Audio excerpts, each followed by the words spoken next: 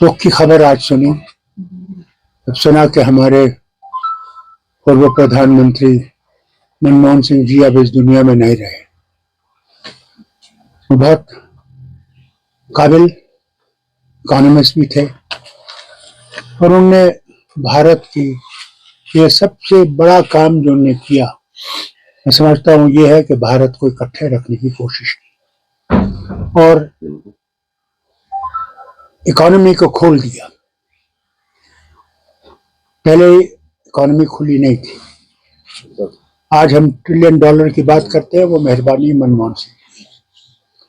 उन्होंने राजीव गांधी के वक्त में, उसके साथ साथ नरसिम्हा राव जी के वक्त में इस इकोनॉमी को इतना खोल दिया कि आज हम खुशी से कह सकते हैं कि हमारी इकोनॉमी आज तरक्की पे है।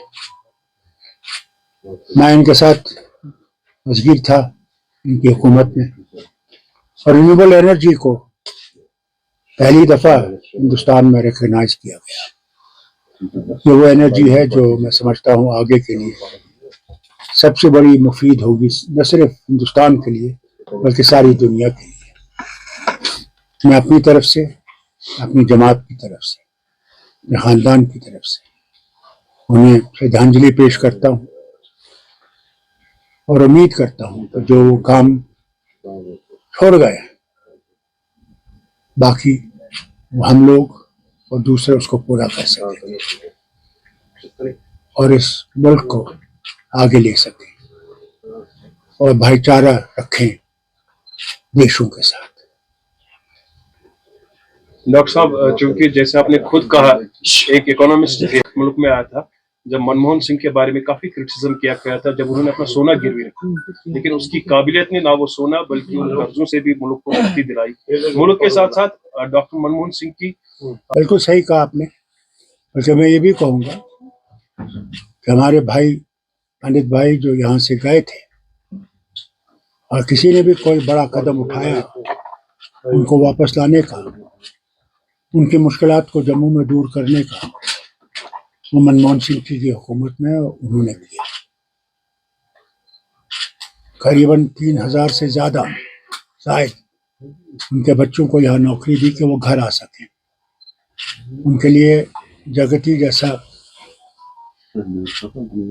एक कॉलोनी खड़ी जहाँ वो आराम से रह सकेंगे जब तक वापस आ सकें। उनकी बहुत सी बातें हैं। मैं तो समझता हूँ इकबाल का शेर बहुत सही है, निगाह बुलंद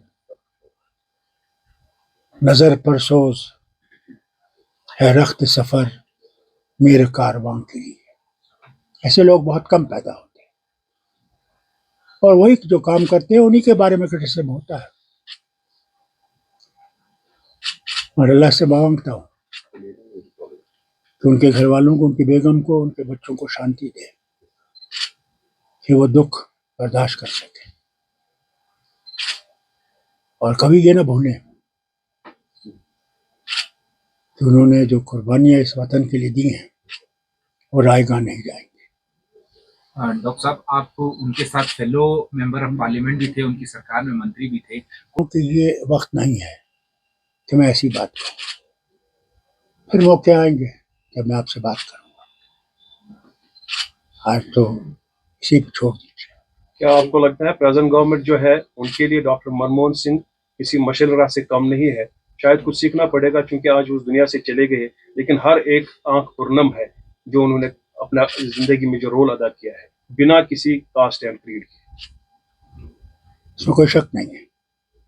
आज के लिए नहीं बल्कि आने वाली हुकूमतों के लिए भी उन्हें इनसे सबक सीखना चाहिए। कांग्रेस में शायद ये खलाक पूरा करना बहुत ही मुश्किल होगा। कांग्रेस छोड़ दीजिए, सारे वतन को ऐसे लीडर को तलाश करना बहुत मुश्किल होगा। ऐसे लीडर बहुत कम दुनिया में आते हैं। दूसरा महात्मा गांधी नहीं आया, जवाहरलाल नहीं आया, शेर कश्मीर नहीं आया। यह है वक्त वक्त की बात है। डॉक्टर साहब, लेगेसी क्या होगी डॉक्टर मनमोहन सिंह की? कैसे इतिहास याद रखेगा उन्हें?